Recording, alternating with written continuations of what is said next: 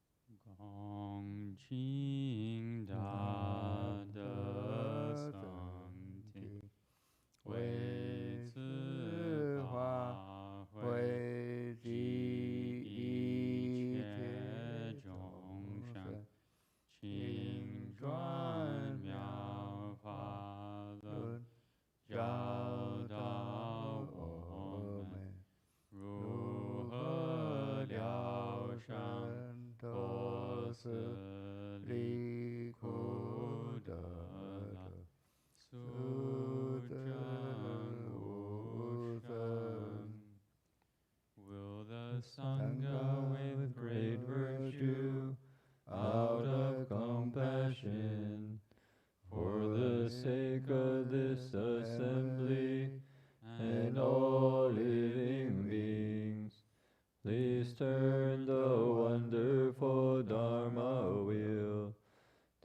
teach us how to leave suffering and attain bliss and end birth and death, and quickly realize non-birth.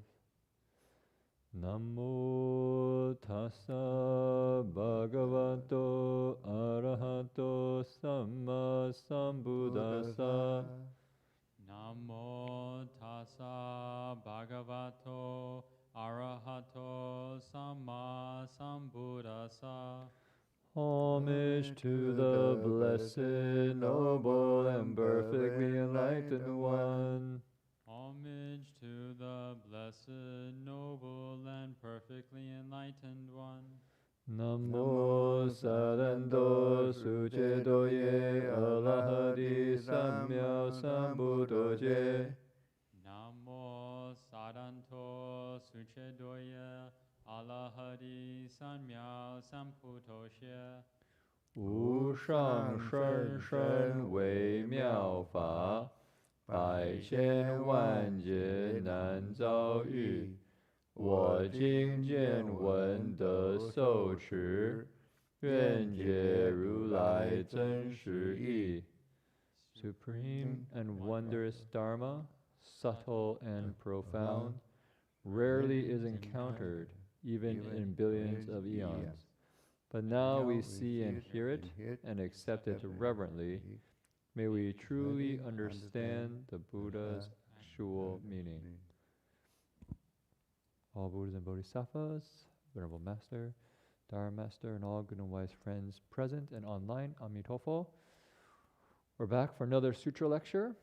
Tonight is October 28th, 2021, a few days before Halloween. Yeah, Halloween. And we're here investigating the Infinite Life Sutra to find out, how did Amitabha Buddha become Amitabha Buddha?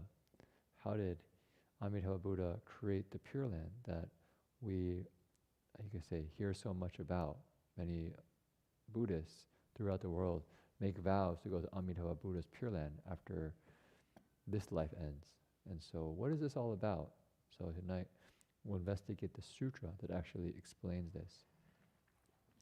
所以欢迎大家来我们的学习无量寿经我们来学阿弥陀佛怎么成了阿弥陀佛，他也怎么成了他的净土极乐世界。我们很多人都发愿要去极乐世界，所以今天我们可以来研究读无量寿经。好，我们先来念佛。Okay, so we'll begin by reciting the Buddha's name. You can say we can invite Amitabha Buddha into our hearts. Buddha of limitless light. Limitless light. We're not quite centered here. I want to shoot to this right there in the center. Yeah.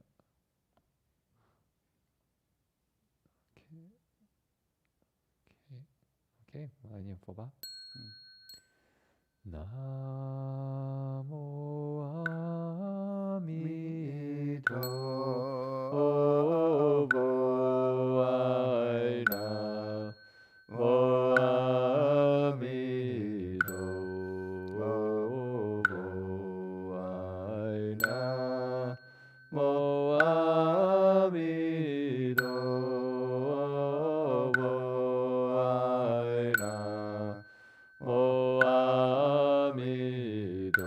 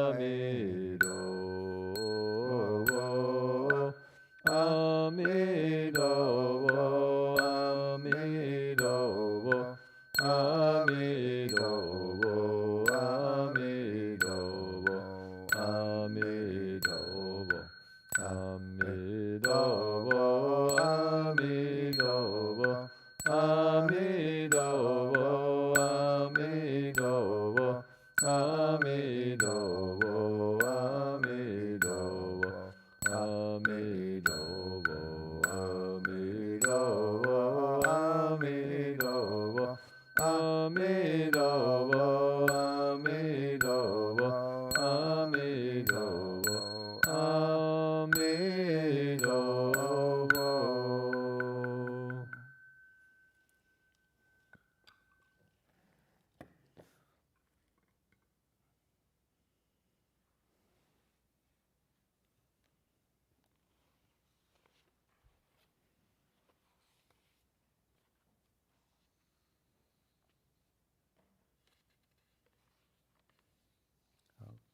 可以了啊。好。诸佛菩萨、神功上人以及在座的法师，还有我们在座的佛友，还有线上的佛友，大家晚安。So all Buddhas and Bodhisattvas, Venerable Master, Dharma Master, and all and good and wise friends online and present, good evening, everyone. 今天是10月28，对，刚才净禅师讲了，再过3天了。3天了，就万圣节了，就是 Halloween。Halloween 美国也是一个算鬼节，Halloween。So we're 其实他们是在 trick or treat， 就是在讨糖，小鬼讨糖。So we're approaching Halloween, and it's a time when there's kids go out and go on trick or treating to get candy.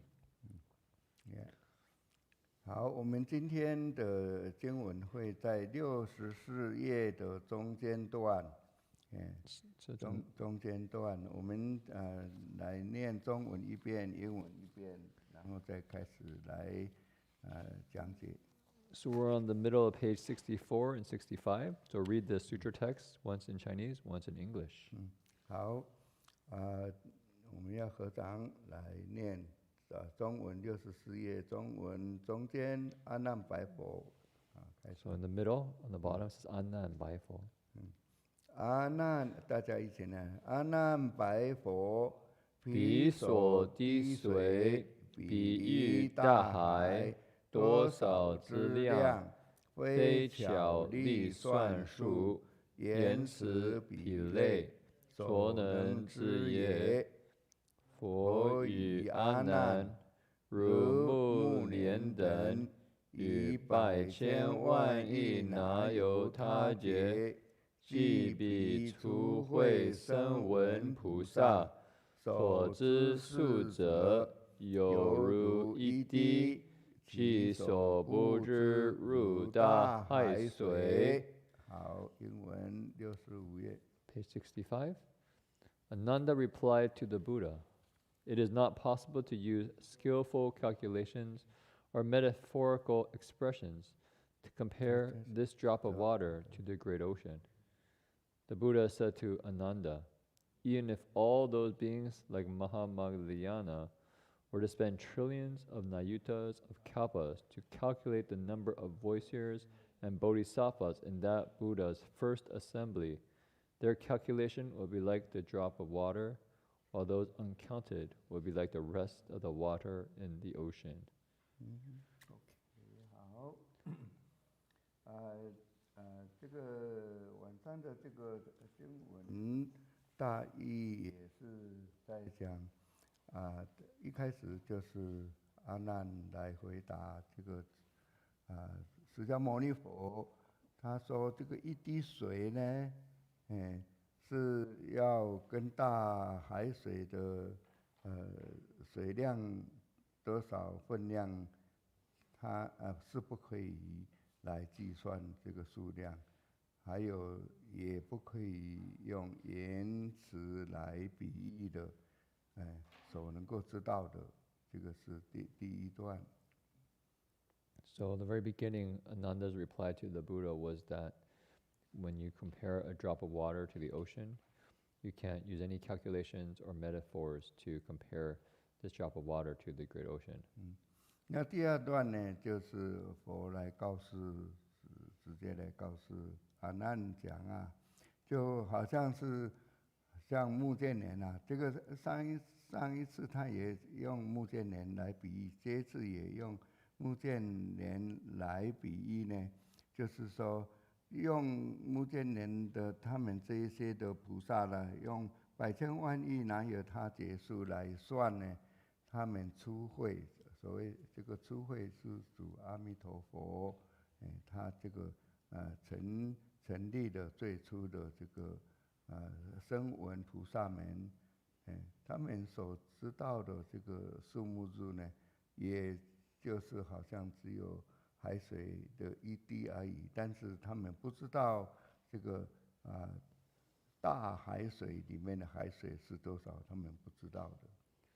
So he's saying that all those beings like Mahamagdhyana were to spend a long time, trillions and ayutas of kalpas, to calculate the number of voice hearers and bodhisattvas in that Buddha's first assembly. Their calculation would be just like the drop of water, while those uncounted would be like the rest of the water in the ocean. 所以当然这个就是一滴水跟一个大海水是是不能够比的。那这个初会呢，这个也是在表示这个最初法会对于净土国中里面的这个人事庄严，就是人民非常的殊胜啊。他这个在最初法会成立的这个国土的时候，这样子的一个来表示。So this really is incomparable, this drop of water and the ocean. So the saying that the first assembly, there are many, many beings who are voice hearers and bodhisattvas. And this is you could say, a adornment of the Pure Land. There's so many, you could say, awakened beings there.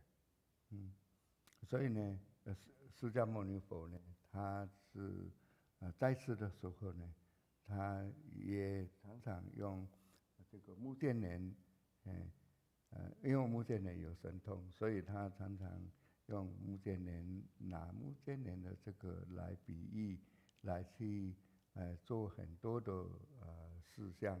我们前一阵子也讲过了目犍连，上一次我们讲过目犍连很多的，今天还是因为释迦牟尼佛他又把它用它来比喻，所以我们今天还是来讲几个目犍连他的一些来比喻最重要是因为他有神通嘛，他最重要的神通来度化众生的神通方面的一些故事，我们今天来分享。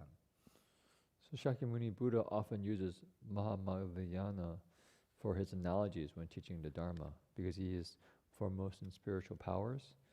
And so last time we also spoke a little bit about Venerable Mahamagdhyana. So tonight we have some more stories about Venerable Mahamagdhyana. 因为我们知道释迦牟尼佛他是不喜欢用神通方面来度化众生，但是只有目犍连他就特别的希望他能够来表现，所以在一个经文里面呢，他这个有来叫佛陀来叫目犍连去度化这些外道，要给他们来归正，来学习佛法。So in general, the Buddha discouraged the monks from displaying their spiritual abilities, spiritual powers. But in a number of cases, Venerable Mahamagdhyana was an exception. So there was a time when the Buddha told Venerable Mahamagdhyana to go use his spiritual abilities to teach and transform those following others, we could say maybe misguided paths.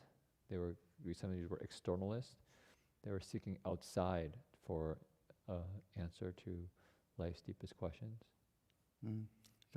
他有一天佛陀他就跟目犍连讲啊，他说，在印度的这个边境呢，有一个大的国家，这个国王跟人民呢，他都不了解佛法，而且那时候就是只有外道梵志在那里，用神通来好像来做一些移山啦，或者弄海啦这些啦的一些变化，所以他们就叫目犍连，你可以用这个神通威斗方面呢，给这一些外道呢，给他们回邪归正，所以希望他们来学习佛法。So the Buddha told Venerable Mahamagdhyana that there is a country that's next to India, where those people there didn't understand the Dharma, and there were only those who were kind of walking on the externalist paths. So their methods were around using kind of magical powers to transform the mountain or the water and kind of do various kind of things with their kind of, you could say, magical abilities or spiritual abilities. But they don't really understand the Dharma. And so the Buddha told Venerable Mahamagdhyana that he could go there and use the spiritual powers in order to help those on this kind of externalist paths to find their way back to the proper Dharma, the right Dharma. 所以目犍连听了这个佛陀的这个指示以后，他就飞到天空去，然后就去到他们这些外道的地方，看他们他们都在用这个力量来移动大山，然后他这个目犍连呢，他就坐在这个大山的上面。So Venerable Mahamagdhyana heard these instructions from the Buddha, so he flew up into the air and went to this country.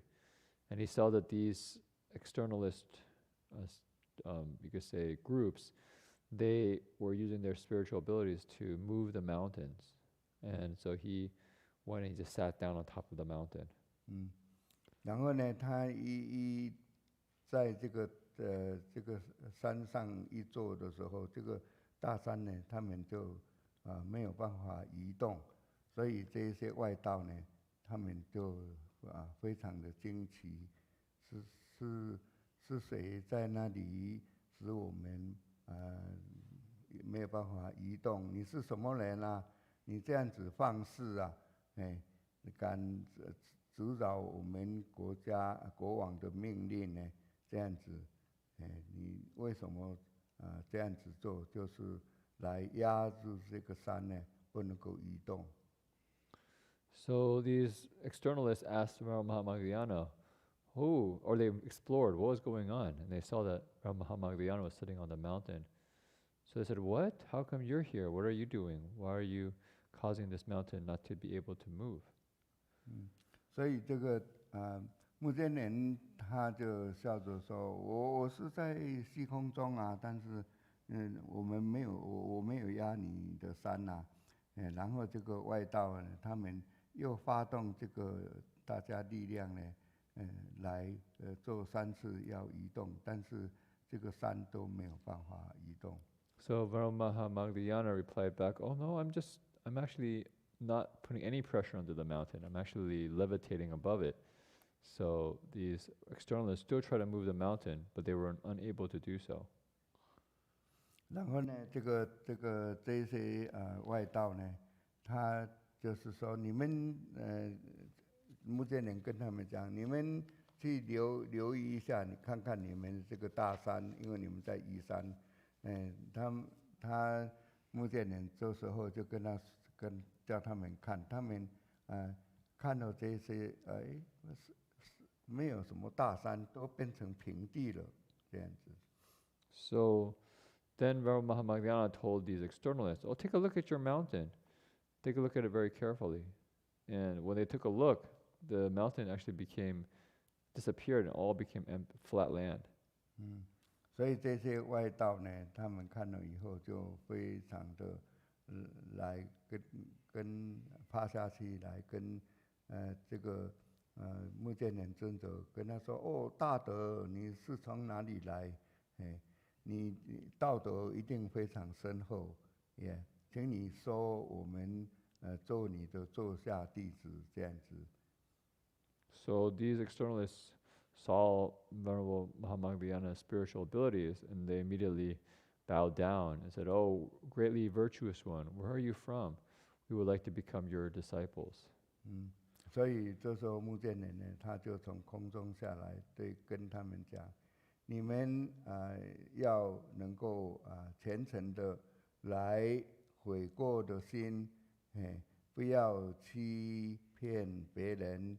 我告诉你们，如果你们能够弃暗，就是说你不要学这些外道啊，能够从善的话呢，我们的这个尊师就是释迦牟尼佛呢，他是天中之天啊，圣中之圣的人啊，他是一切智万德万能的，你们可以去皈依佛陀啊，那佛陀一定会慈悲接受的。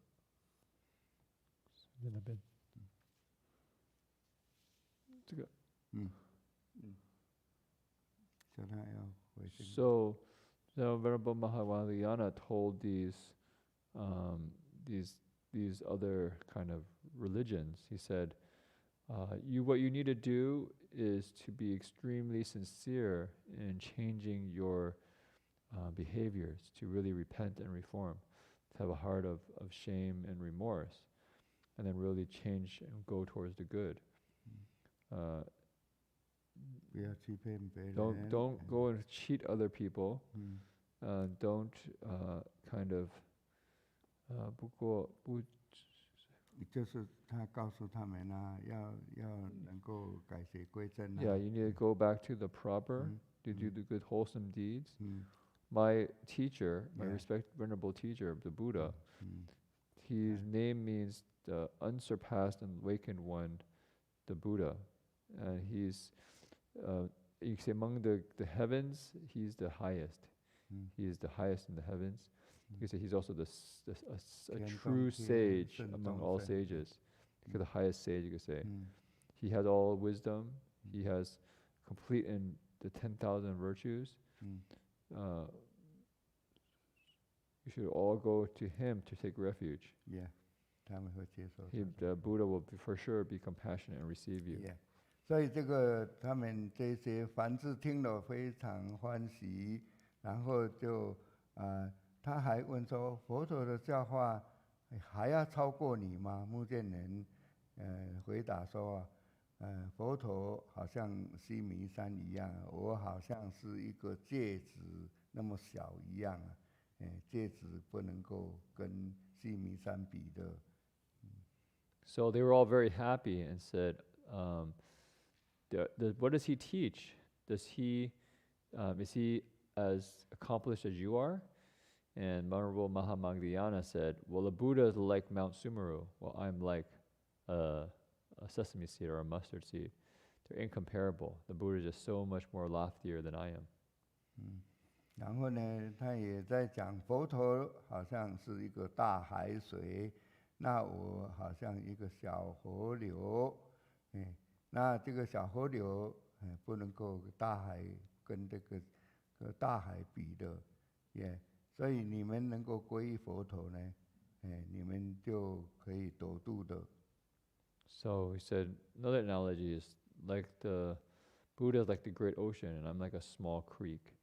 And so if you can really take refuge with the Buddha, then you can have some, you can say, you could be saved, rescued. 所以呢，这些凡是这些外道听了就很高兴，然后他们就把他们目犍连把他们带到佛陀那里，然后去皈依去了。然后，所以这个目犍连呢，在佛陀的这个来常常讲他来算度化外道呢，来降伏外道呢，是他们佛弟子中最有办法的人。So the externals were very happy hearing about this, and Venerable Mahamagdhyana took them to see the Buddha where they were able to take refuge. And so Venerable Mahamagdhyana was an effective teacher for those and externalist paths. 还有呢，那个穆建连他也非常活泼，他有一次在听法的时候，他也想去听这个佛陀究竟他在他的讲法能够多元都能够听到，所以呢，他就来在释迦牟尼佛讲法的时候，他就偷偷的就离开了这个讲法的地方，然后他要去来测试佛陀的法音究竟有多远。So there's another story that shows the kind of playful liveliness of Venerable Mahamagdhyana. There's once when the Buddha was giving a lecture, Venerable Mahamagdhyana was listening, but then he had a thought, how far does the Buddha's voice go? And so he snuck away from the Dharma lecture and then he went to investigate how far can he go and still hear the Buddha's voice. 所以穆建连他就用神通，然后去到一个10亿佛土的外面呢，一个佛国那里，那里刚好那个国家呢叫做世自在王如来，那个佛呢，世自在王如来也在讲法，他就去到那个国家那里。在那边。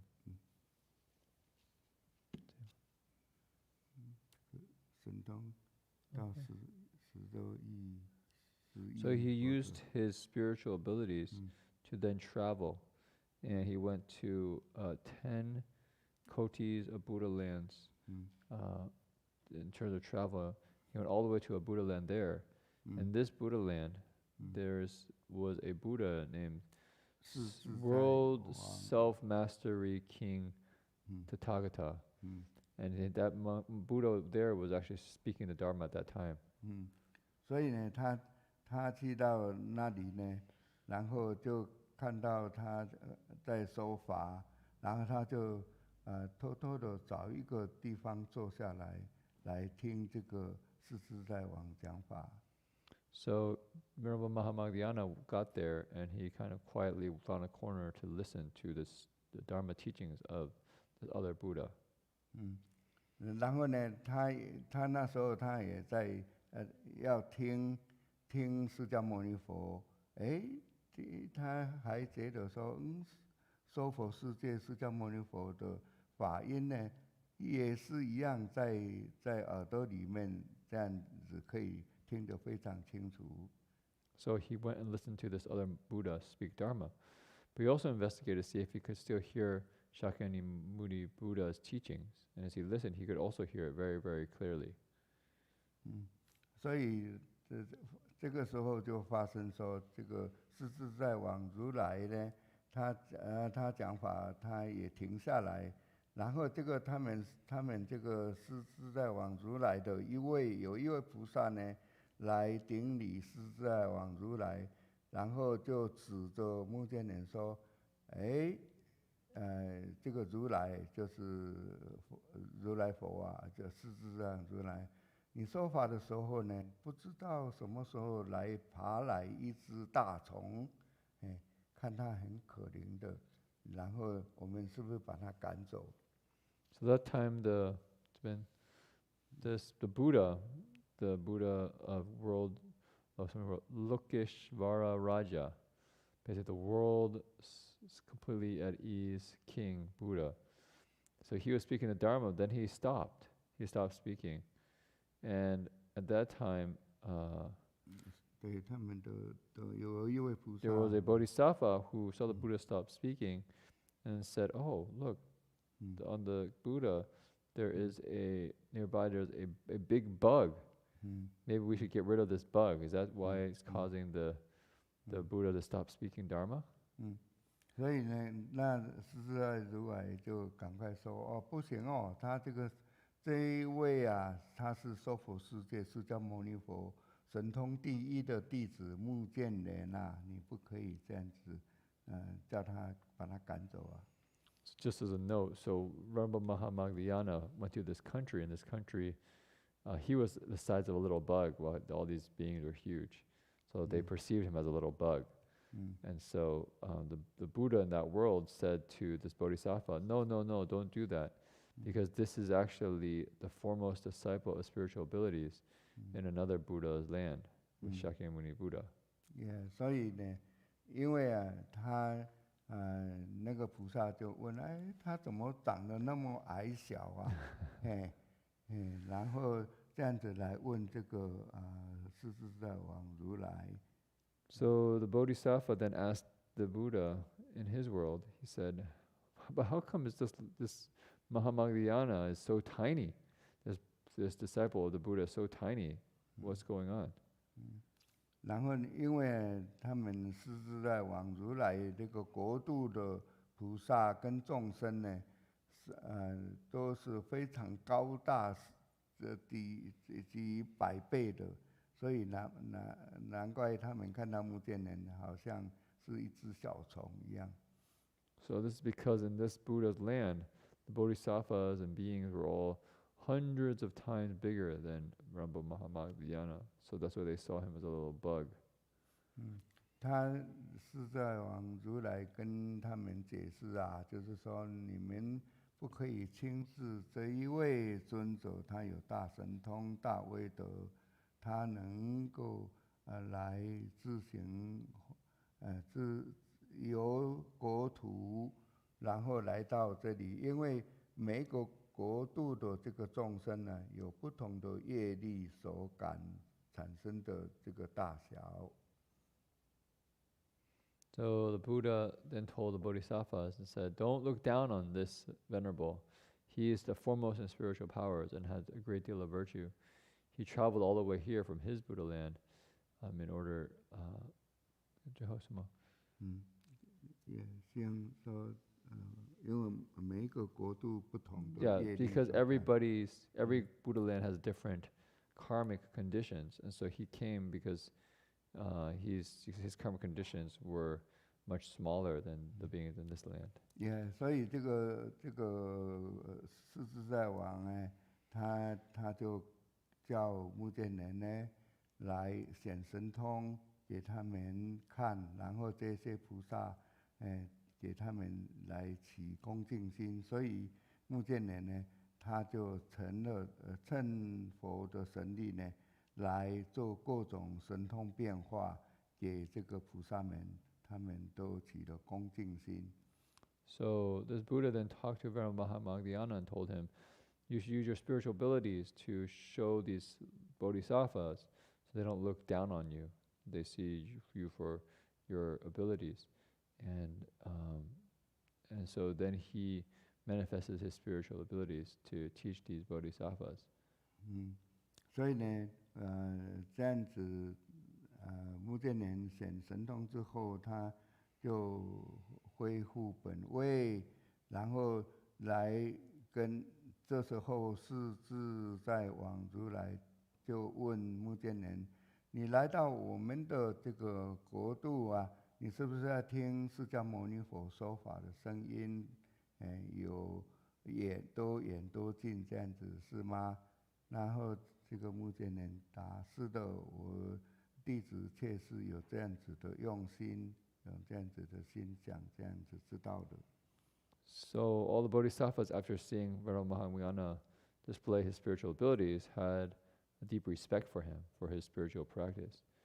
Now after Venerable Mahamagdhyana finished his spiritual power display, he took his back, sat down where he originally was, and then the Buddha of the world's self-mastery king asked him, he said, Venerable, you came to this country, is it because you were trying to listen to Shakyamuni Buddha's voice, his Dharma, to see how far his voice could travel? And Mahamagdhyana replied, yes. The disciple this is exactly the thing I was trying to do. I was really trying to explore how far does the Buddha's voice travel. 所以呢，世自在王就告诉目犍连说啊，尊者，你不可以这样子想。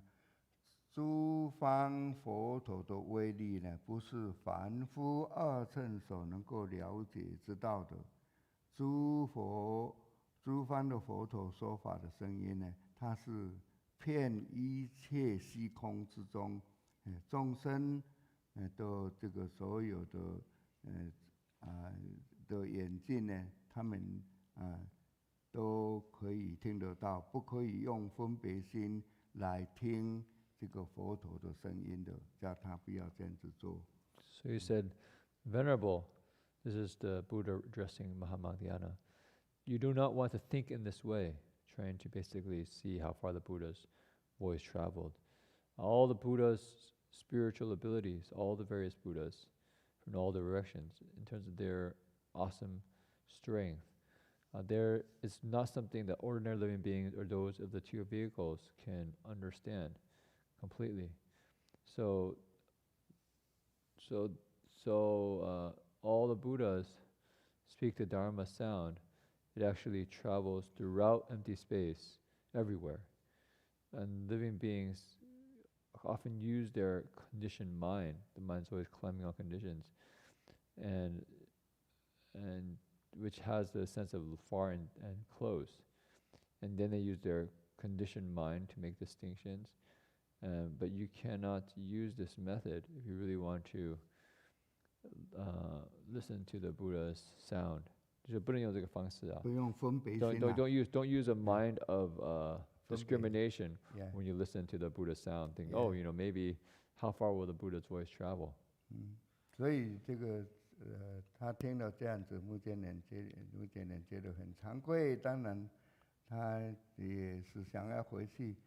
我想，然后他来了以后，他不晓得怎么回去了，然后是自在王如来就跟他说，你就来念诵释迦牟尼佛，南无释迦牟尼佛，你就可以回去了，就这样子，所以他就又回去了。So at this time, Mahamagdhyana heard the instructions, and then he felt ashamed of himself for what he did, and then he tried to go back to the world where Shakyamuni Buddha was, but he couldn't do so.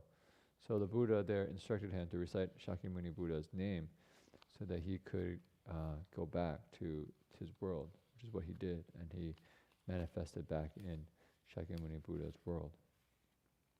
Maybe I can say just a few reflections on the stories. Okay. So the first one I think is interesting about, you could say, subduing, you could say those on difficult paths, or on, sometimes we say externalists, paths that lead outside the nature. And I think, this is, you could say, a metaphor if you want for our lives, or you can take it literally as a kind of a spiritual kind of competition a little bit. My sense is oftentimes we are taught when we really respect somebody, or we can help somebody only after they really respect us. And this requires a certain, you could say, mastery of something. And for these externalists, or you could say these maybe religious practitioners of kind of various magical abilities, for them this kind of spiritual ability to do things like moving mountains or the ocean and so forth was very important. That was their kind of dharma. And so, imagine if I went there, I said, hello, and they said, what spiritual ability do you have? I can use a computer. I'm pretty good at using a computer. That's about it. I don't think it'd be very impressive. So the Buddha sends Venerable Mahamagdhyana, whose spiritual ability is way beyond theirs, right? Way beyond theirs. And so they recognize that their spiritual abilities don't even come close to his spiritual abilities. And so what happens then is that you realize, oh gosh, maybe what I know is very little, and I actually need to learn more. And from that place of self-reflection, a little bit of humility and respect, then there's a chance for the Dharma to go in. And so I think this principle works on a multitude of levels when we really talk about teaching. Is that first is do we really have the respect of the people we're really trying to help? And then the question is, if we don't, then probably we're not going to be very effective, number one. Number two is then how do we actually earn their respect, right? There's oftentimes, I would say, we do not want to have a mind where our identity is caught up in other people respecting us, right? That ends up as a lot of suffering because, we can't control other people's respect. And if our well-being comes from, if other people respect us, then, our lives are always going to be chasing ephemeral kind of, expectation. But if we can see this as skillful means, then we know, actually, having people respect me is helpful for helping them grow and transform. And I think this is actually very helpful because for many of us, when we're in the Dharma, I found at least, it's easy to kind of become a little bit secluded, kind of withdrawn from the world, especially if we really want to practice. And we don't really engage because, the world is just a lot of suffering and it's very complicated.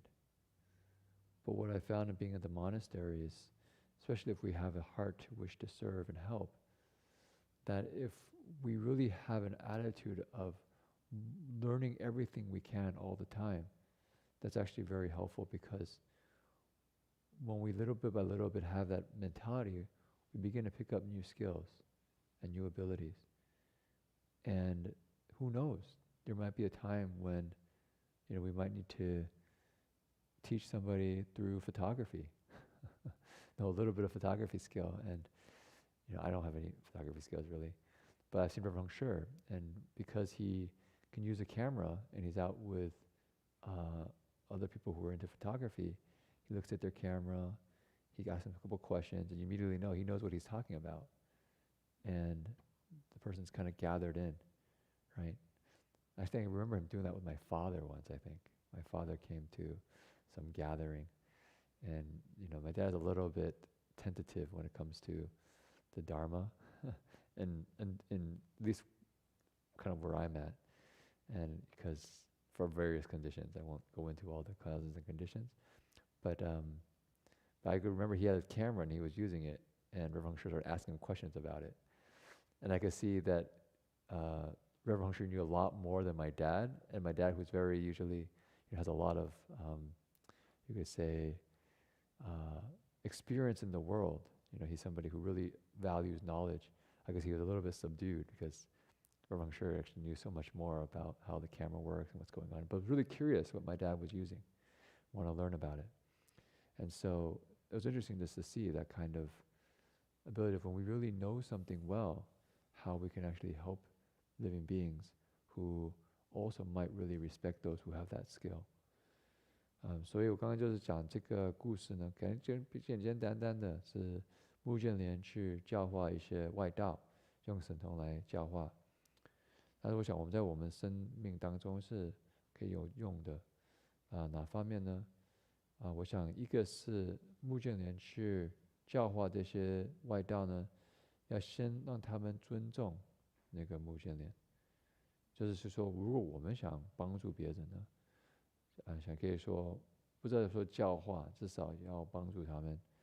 我们第一步需要他们尊重我们。如果不尊重我们呢，就可能没有真的有效果。比方说有这些外道呢，他们非常注重神通啊，可以把山搬来搬去啊，等等啊。你叫我过去跟他们来沟通，他们说你会什么啊？说我不知道，我可能会用电脑。我想他们可能不会很尊重哦。OK， 你是很平凡的，没有真正有兴趣，他们做他们的，对不对？所以目犍连呢，目犍连尊者呢，他去那边，他马上就感觉到这个法师呢的神通力量比他们的多太多了，所以他们马上就会谦虚，想要学，想要尊重他，想要当他弟子。从这个一点呢，他就可以真正的来开始学佛法。所以这样这个想是个蛮重要的一个道理。不是说我们要别人尊重我们，变成好像一个怎么说一个执着一样。如果我们执着这个别人尊重，就变成我们很多烦恼，因为我们别人尊重可以说不是我们可以控制的一件事情。所以如果我们是必定要别人尊重，我们就可能很多烦恼。但是我们这个尊重如果可以看成一个善巧方便，是为了众生，但是另外一个角度来看，所以我看到这个呢，在我们生命当中有很多一个精神是什么样的？就是说如果我们在世界上有很多东西可以学的，像我记得那师法师他对这个照相机是蛮有可以说经验的，然后所以我看他可以教很多人是喜欢照相的，还可以来跟他们讨论东西啊，理解他们啊。我是这方面完全都没有这时候在照相机上我是知道的很少，大部分都是从师法师学的，所以我知道的就是用你的电话就按叮叮，就这个 lens 啊，这个别的东西啊，我是不是很理解，所以我在这方面就不能真正来可以说尊重被别人尊重的这方面。但是我记得还一次，我的爸爸父亲来到一个活动，然后爸爸是可以说他来到城里面，有的时候有一点不知道他怎么完全进来，所以有一点点可以说有一点点距离，所以是吧？是不是用佛法来可以说来摄受他？反而我爸爸他那时候有个照相机在照相，那个司法师就开始跟他讨论，哦，你这个照相机怎么样啊？它是什么的这个 lens 啊？哦，好像是这样子啊。我可以看那个司法师跟他沟通的时候，司法师是理解蛮多的，马上我爸爸就可以感觉到他知道的比我爸爸还多，但是他还很好奇想学我爸爸在用什么，所以看到那个一点点那个接触，就有点降服了我爸爸一点点，这是这个人知道这方面知道蛮多的，所以我想我们在世界上是佛弟子，如果我们想要帮助别的众生呢，我们可以有一个心是愿意学，不管是什么东西都是愿意学，愿意来理解东西。未来谁知道我们这学的东西可能可以当个善巧方便，帮助众生，令他们可以来学佛法。So just to say, this heart of willingness to learn, I think is very helpful to have. And this learning isn't just for our own benefit, right? This is because if we really deeply learn things well, we can actually use this knowledge to be of service to living beings. And I think that makes the learning so much more meaningful. Okay. Oh, and then the other story, 另外一个故事呢，我觉得是蛮有意思的，就是说 I'll say English first, is actually again on this spirit of respect, but a little bit from a different angle, where Venerable Mahamangala shows up, and rather than being respected, like in the first story, he was disrespected, perhaps, potentially disrespected, right? He was taken to be a little bug. And the Buddha of that world basically had to teach all the bodhisattvas there that actually Venerable Mahamaggiana was a great disciple of another Buddha and not look down on him. And I think this is actually a valuable lesson, because we can't just take people at face value or things at face value and then disrespect them. Right? What we want to have is a deep respect for all living beings, because all living beings have the potential to become Buddhas. And there's so much time in our society where we make quick judgments, and sometimes races look down on other races. You know, if you're in the West, you might look down on another race, or if you're in Asia, you might look down on other races. And it just happens over and over again. We find it in cultures, we find it in families, we find it in, groups of people, that people develop some skill, some kind of sense of in-group mentality, and they kind of attach to it and then look down on other people who are not in that group. And this is actually very, very dangerous when it comes to Dharma, because it closes the heart, it closes the mind. And so this Dharma respect is definitely worth cultivating at all times. 所以像第二个故事也有意思，也是一个尊重的心是蛮重要的。但这个是从一个反过来的方向来看，因为目犍连飞到这个地方的时候，这些菩萨看他有点，可以说不是说有没有说看不起他，他们可能没有到这个地步，但是以为他是个小虫。第一个故事他们看到他是个大法师，对不对？有神通。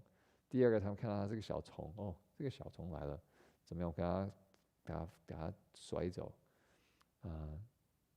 但是那个佛呢教化他们说，不要小看这个小众生，他反而是一个大弟子，另外一个佛陀的一个大弟子。所以这个可以让我们来反省，就是说我们不要表面上来看人，要保持一个尊重的心。谁知道这个人真的是谁？然后最后呢，到底呢，每个众生都有佛性，都可以成佛，所以我们就要尊重啊。如果我们看不起别人，真的是可以说把我们的心就是变很窄了。这个问题呢，很多时候会发生在文化当中。那时候有人说，我们中国文化比别的文化还好，或者西方文化比别的文化还好，就有这个骄傲心，看不起别人，看不起别的可以说团体啊、家庭啊、我们民主啊等等等等。这个可以说跟佛教的这个无量心，这个大慈大悲愿意尊重一切众生的心呢，是违背的。所以想这个是另外一个很重要的道理。我记得让我很感动的读，在那个六祖大师在讲这个《金刚经》的时候，他有点解释，你怎么看到我们这个般若智慧真正的这个说发作呢？用一个尊重的心，你尊重一切众生。你可以想一想，就说有道理啊，因为般若智慧是一切都看破，我们就把我相看破，就什么样的，我们这一切众生都很尊重。如果我们骄傲呢，以为我们比别人好呢，一直要跟人竞争呢，第一呢，这个就是跟那个般若智慧完全是反过来的。I think another teaching that I was very moved by on respect was by the Six Patriarchs commentary in the Vajra Sutra. One of the manifestations of prajna is profound respect for all living beings. And after I read that and I thought about it, it made a lot of sense, because if you say prajna is actually being able to see through things, then you want to be able to see through the self. And what's a more manifestation of the self than pride, of the pride of the self-hardening and competing with everyone else, wanting to be number one, wanting to be special, wanting to kind of solidify itself to be kind of secure by then looking down on other people. And this is exactly the opposite of prajna, which is this profound letting go. And in that profound letting go, we actually find our connection to all living beings through profound respect. Okay, just some reflections on those two stories. 好，尊重。Yeah. OK， 佛法是在恭敬中求。Buddhism is found in the heart of respect. Yeah. OK， 那就对了。好，我们下面再讲佛陀时代的一个故事。他这个我们可以用小小的因，可以得到很大的果报。这个故事呢，就是在王舍城，就是佛陀的这个地方呢，他那里有一个多根的这个树村，那个村呢叫做多根树村。那里面呢有一个村庄里面的一个夫人，她叫做藏媳，藏媳。他刚好是他的名字，他就是一个辅导人家他结婚的太太。So here's a story in the Buddha's time where it talks about a small seed leads to a great result. And this was 这是什么怎么城啊？王舍城啊，王舍城是哪个地方？王舍城就是佛陀那里。Which one? Oh, somebody wrote Rajagriha. Yeah, Rajagriha. Thank you. So Rajagriha. So the Buddha was in Rajagriha, and there was a village nearby that had the name Many Root Tree Village. And in this village there was a woman named Zhang Xi. 藏西，他的那个他看到这个佛陀呢，从外地来，因为他是来托钵的啦。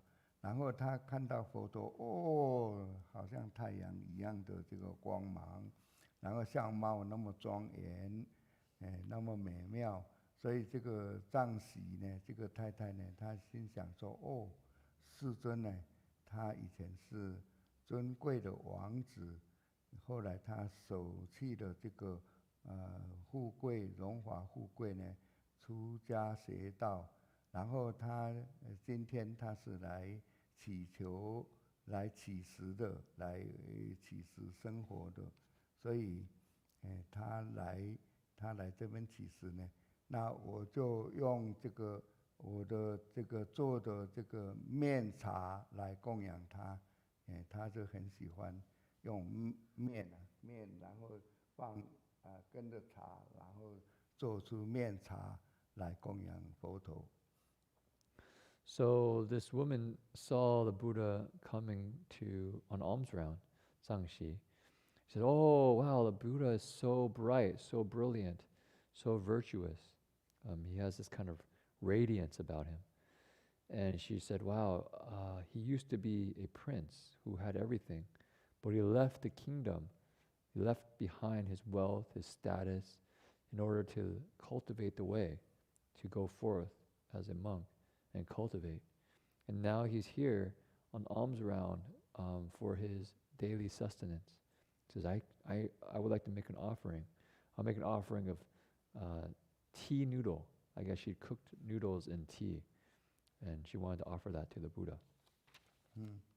所以呢，这时候佛陀他知道这个藏喜他的心意啊，所以他就走过去，然后他就跟他说：“你可不可以施手给我一些面茶给我这样子？”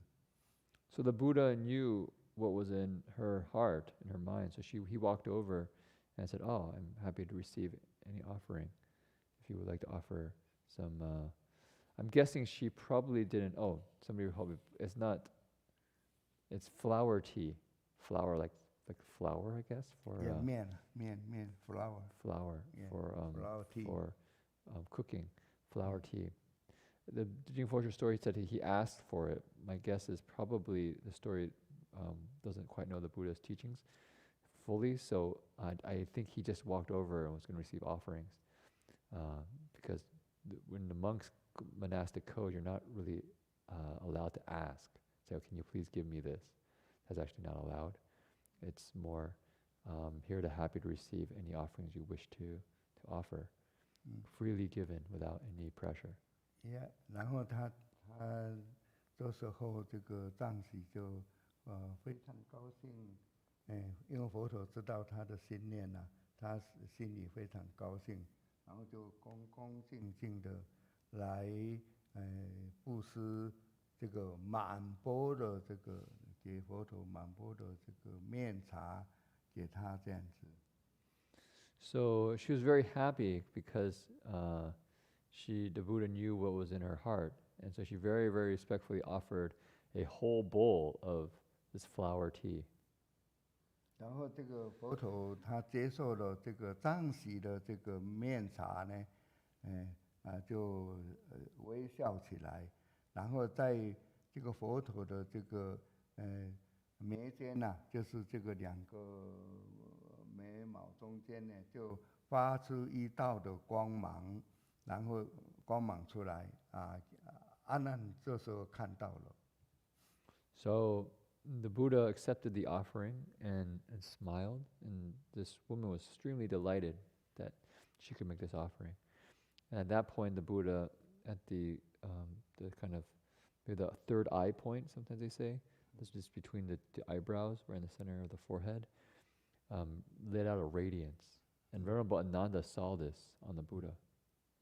所以他就问佛陀说啊，世尊啊，从古以来呢，佛陀微笑一定有原因，那可不可以请世尊来说明这次微笑的因缘？ So Venerable Ananda said, from ancient times until the present, when the Buddha smiles, there is a reason. Please, I would like to request, what is the reason for the Buddha's smile today? 那这个佛陀说，对啊，阿难啊，诸佛微笑呢，它是有原因的。今天就是为了这一段因缘，他就来说这一段的因缘。 So yeah, the Buddha said, yes, Ananda, you are correct. The Buddha smiles for a reason. And then the Buddha gave his explanation. 然后他就跟阿难讲，刚才你是不是看到一位太太呢？她供养我那个面茶呢？他说有啊，我看到了。 So he told Venerable Ananda, did you see just a moment ago a woman offer me a bowl of flower tea? Ananda said, yes, Lord Ananda one, yes, I saw this offering. 他说佛陀讲啊，这位夫人呢，因为有这样子的善根呢，她将来往后13劫的时候呢，她这个13劫不堕恶道，然后这一段期间呢，都是在人道或者天道轮回，她最后一生呢，她会转为人呢，他会悟到必知佛，他的必知佛果，他名号叫做善愿。 So the Buddha told Venerable Ananda, well, this woman's offering is truly a root of goodness. For 13 eons now, from now on, she will not be reborn in the lower realms. She will always be reborn in the realm of the gods and humans. And in her last life, as a human, she will become a Pratyeka Buddha. And as a Pratyeka Buddha, her name will be Good Vows. 善愿啊，然后呢，这个藏喜的丈夫呢，他名字叫做如忧，他从这个深树林中呢砍柴回来，他们就是丈夫回来了，他听说自己的太太呢去供养佛陀这个面茶，然后佛陀跟他受记13劫以后可以证到必知佛。 So this woman's husband, Ruyo, came back from the forest after cutting wood and bringing back firewood. He came back and he heard about what had happened with the Buddha, that his wife had offered some flower tea, and the Buddha had given her a prediction of the future, or a kind of a sharing of the future, saying that 13 eons from now she will become a Pratyeka Buddha. 那她这个丈夫呢，觉得佛陀呢胡说八道，心中也非常的气愤，所以他就去找佛陀。 So this husband thought, this Buddha is 胡说八道. How do you translate 胡说八道? Nonsense. This is nonsense. He's just not speaking nonsense. This Buddha is speaking nonsense. He got very angry, and so he went to talk to the Buddha, to kind of set things straight with the Buddha. 然后呢，这个他看到佛陀呢，他就用这个质询，就是说很不客气的来对佛陀说啊，听说你今天到我家去了，对吗？然后佛陀说是啊，我去你家那边啊，然后你还我妻子还供养你面茶是吗？对啊，他说对啊。 So the husband approached the Buddha was quite rude to the Buddha. He said, I heard you came to my home. And the Buddha said, yes, I went to your house. Yeah, I heard my wife offered some flower tea for you. Yeah, I received some offerings. 而且你还设计，不就是说你还讲说我的妻子将来可以成为比之佛吗？是的，佛陀说是的，我的确有说过这样子的话。So he said, yeah, and I heard that you said that she could be in 13 eons from now, Pracheka Buddha. Did you say that? And the Buddha said, yes, I actually did say those words. 他也很不客气说，哦，你焦达摩就是以前佛陀的名字嘛。然后你从转轮王族里面呢，你去这个富贵出家，你今天为了这个取得这个面茶呢，说这么大的谎话。So he said, you, Siddhartha, so he uses his name from before he became Buddha, are part of the warrior caste, and you leave home, but for some flower tea, you lie. You speak these flowery, lying words. 那他也在讲说，谁会相信你这个小小的这个面茶这个因呢，会得那么大的这个果报？ Said, the husband kind of tells the Buddha, who would believe this? That there's such a small act of giving you flower tea will have such a huge result. It's like nonsense.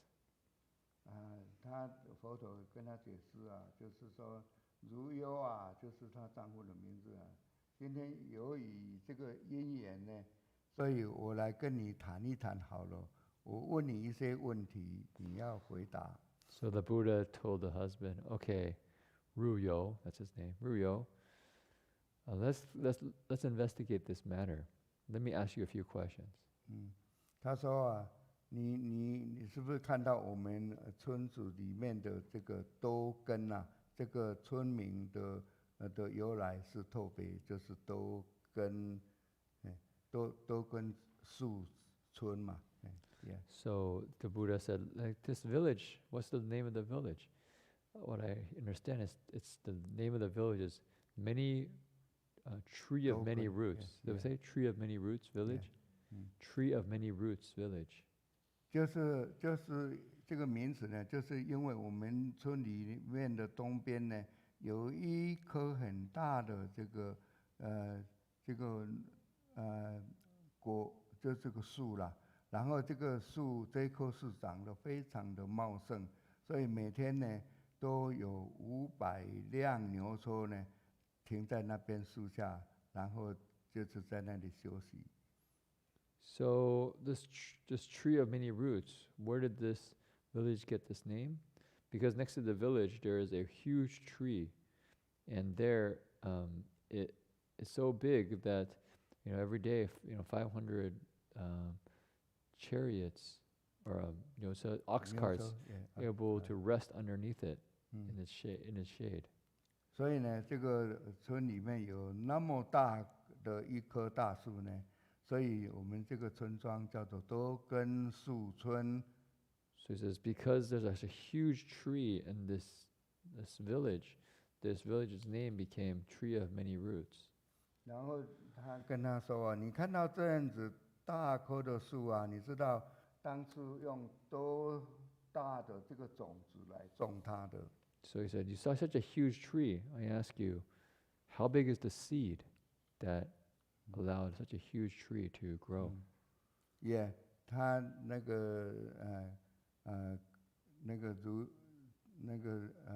如忧啊，他讲啊，可能要像一亩田那么大的这个，然后这个才种得下。一亩田就是他问说，那个种子要多大？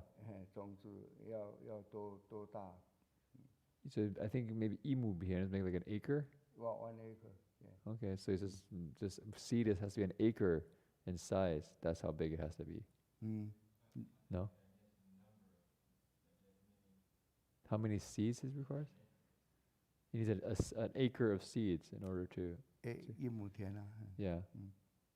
然后呢，所以要用那么大的，而且要用好几个牛车去带那个大的种子，才能够长出那么大的树。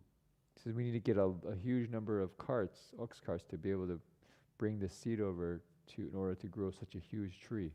这个是如有讲的。那佛陀讲啊，不对，它只有一颗这个小小的这个一粒的小种子。So this is what the Ruyo said, and you need a huge seed, a huge seed like an acre big to grow this tree. And the Buddha said, no, this tree could grow from a tiny seed. Yeah， 所以呢，就这个一小颗的这个多少小小的一粒呢，就像芥子的1/4，一个芥子。So he says, how big is the seed? It's just the size of our fingernail, right? Jedzis, so fingernail. Maybe even a quarter the size of our fingernail. Jedzis, mustard seed. So it's even smaller than a mustard seed. Yeah， 芥菜的籽 ，yeah。那就跟他说，你这么说谁相信？所以佛陀就跟他说，谁相信一个小小的这个一个小芥子能够长那么大的树出来，这样子。So this man said, oh, I don't believe you. Who believed that? Such a small seed will grow such a huge tree.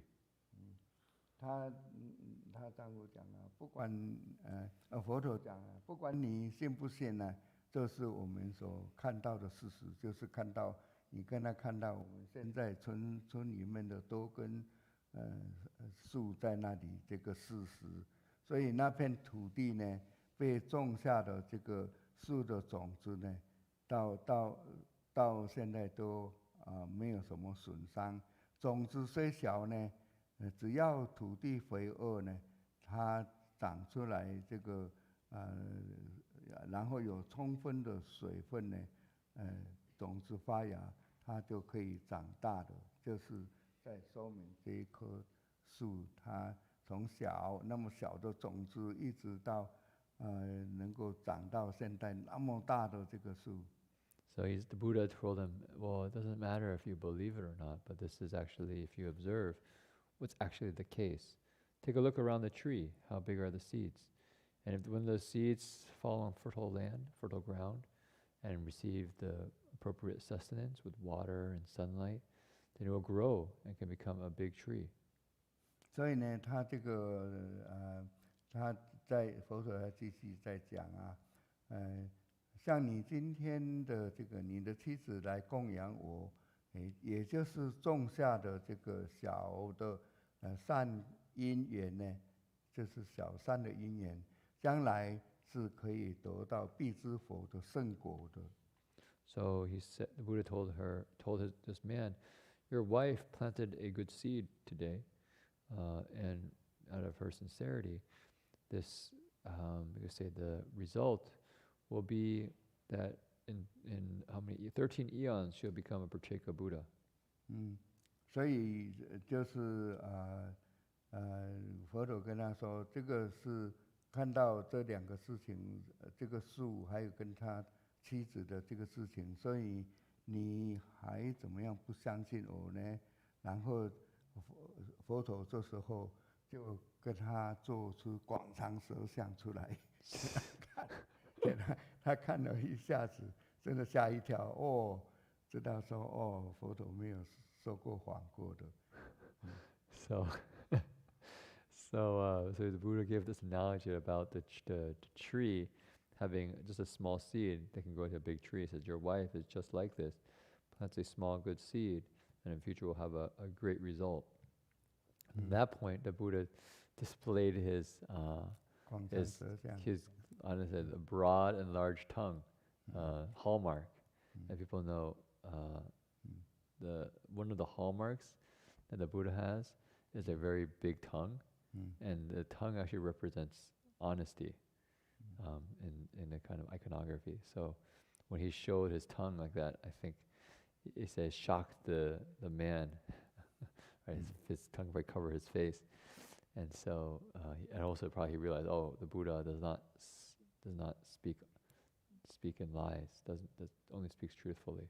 Yeah， 所以就是说，他看了以后，又看到这个佛那么好的这个庄严相，真的是就相信他的所说的话，不死真实不虚，所以他听了佛陀的话，然后又就升起了这个大的欢喜心，然后佛陀再跟他做进一步的跟他说四圣谛法、苦集灭道法，然后这个如优听了，她丈夫听了，他就当场就证了出国。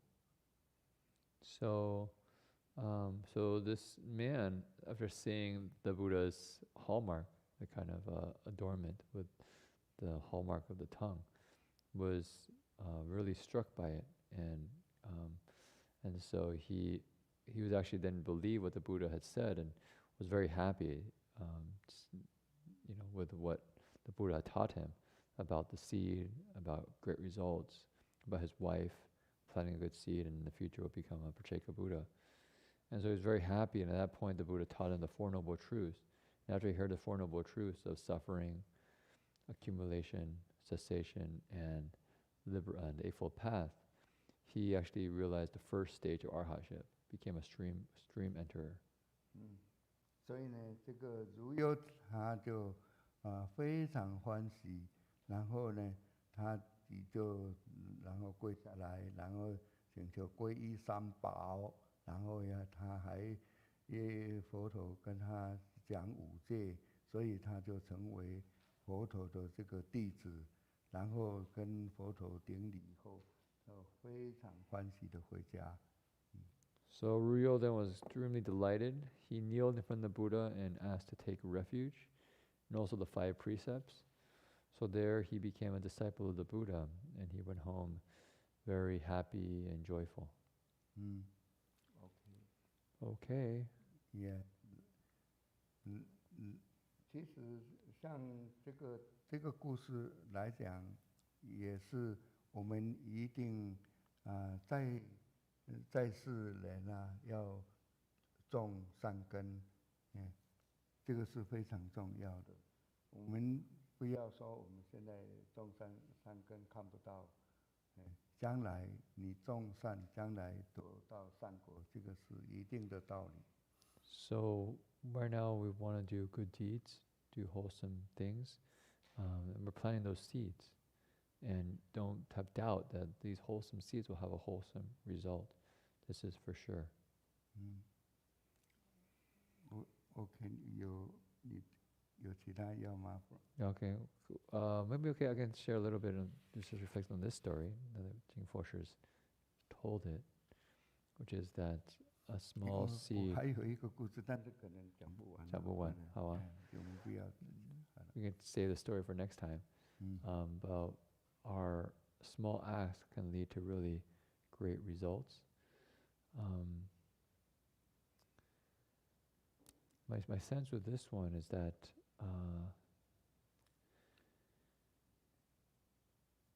if we really want to cherish every moment of our lives, because in every moment we could be planting a very, very profound seed of goodness. Right, you can see here this woman Zhang Shi, from an act of generosity to the Buddha, basically has a fruition of becoming Pratyeka Buddha. 好了，这个有一点时间，我们讲一下。我们这几天下雨呀，我们的这个外面进来很多的蚂蚁。So, OK， 所以刚刚说我们这个道理是我们每一分每一秒可以说是非常重要的，我们要可以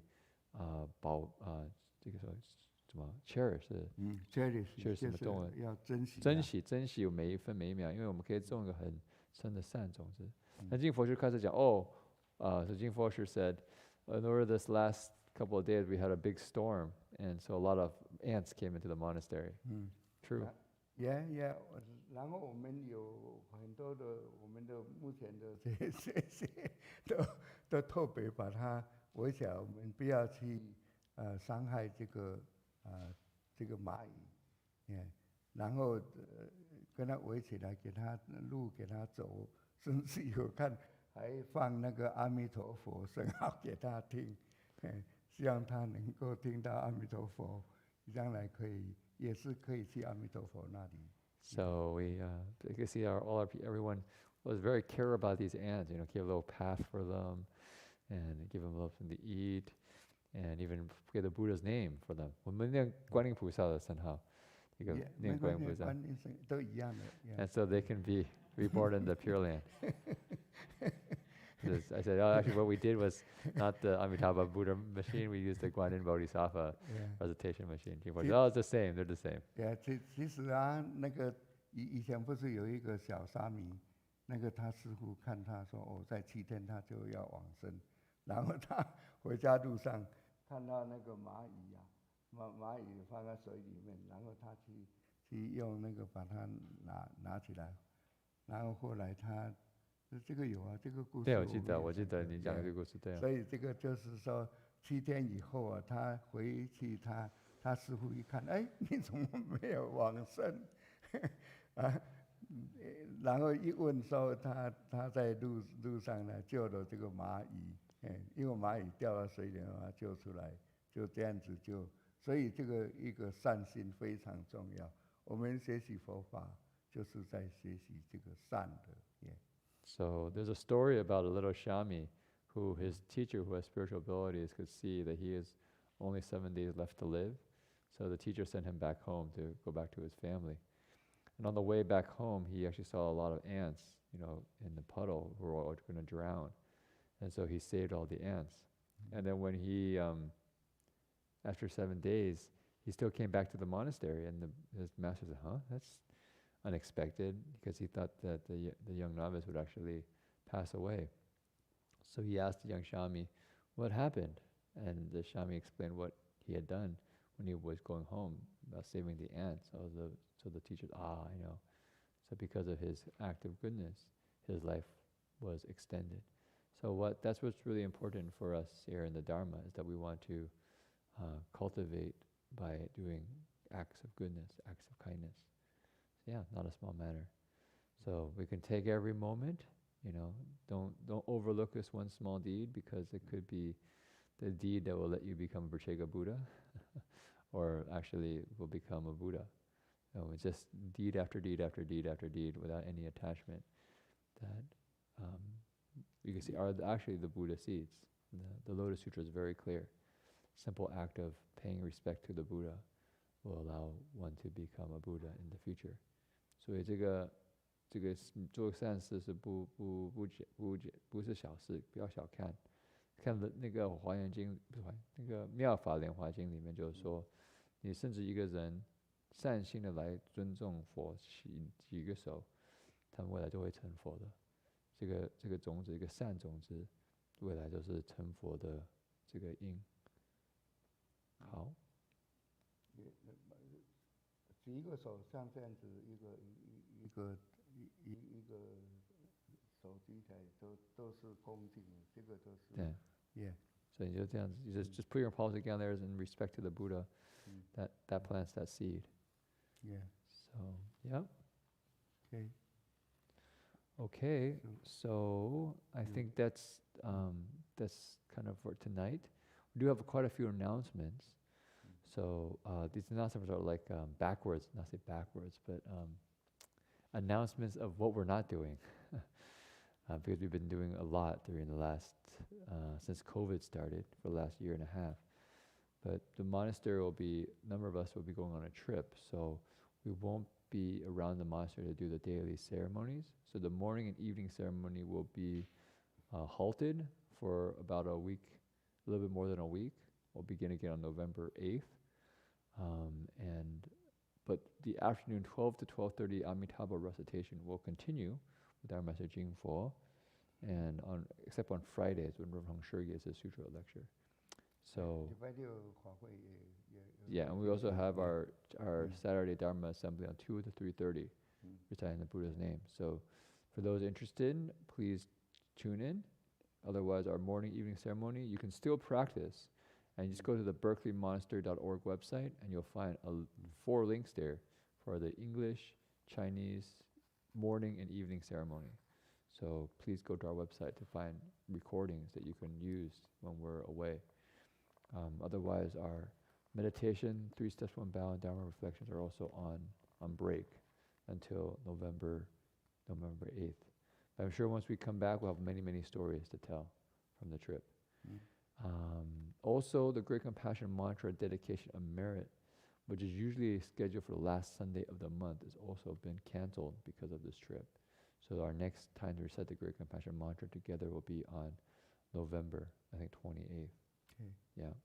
所以我们就是简单的说，我们平常的法会呢，在 Berkeley， 我们就有点就取消1个礼拜，我们找管课，然后我们3步1拜等等。但是12点钟那个净佛师还会继续念佛，然后星期六2点到3点半也会继续念佛，所以有机会还可以跟我们一起修行，不要don't lose the opportunity。然后我们在网上也有我们的录音，所以你想做早晚课都可以看在我们 Berkeley Monastery 的网站找到我们的这个早晚课的这个录音的 YouTube 上，所以你们可以参加。Thursday? Yeah, 我们还会继续。With Thursday, we'll continue with the sutra lecture, right, 金博士？下个礼拜你还会 Yeah. Just myself won't be translating. We'll find another translator to help with the lecture. But you can hear more stories from Jing Fosher. So, yeah. Okay. 我们另外我们那个大悲咒法会星期天也会取消，因为我们会不在。这个月暂时取消。下个礼拜11月可能28号会继续。所以我们在我们 berkeleymonastery.org 的网站那个资料都有。好。让我们回向。Chance to dedicate merit.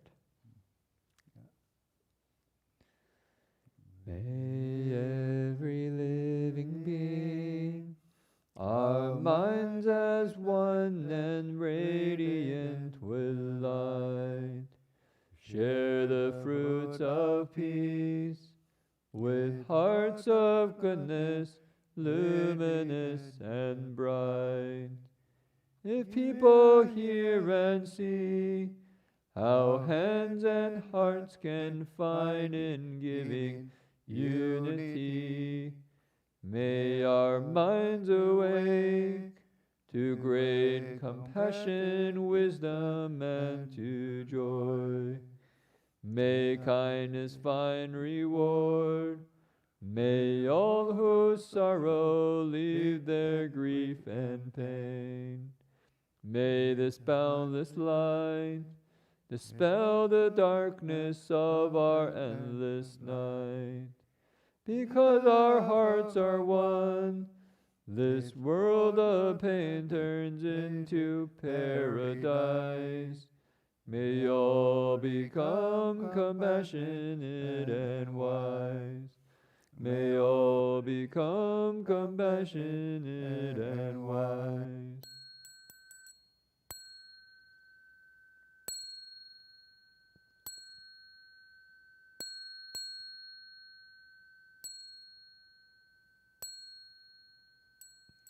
Bow in respect to the Venerable Master.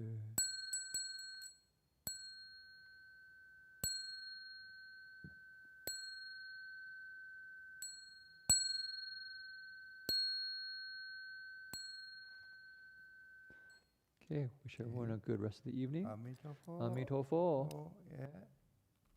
祝大家平安吉祥快乐。Yeah, wish everyone auspiciousness.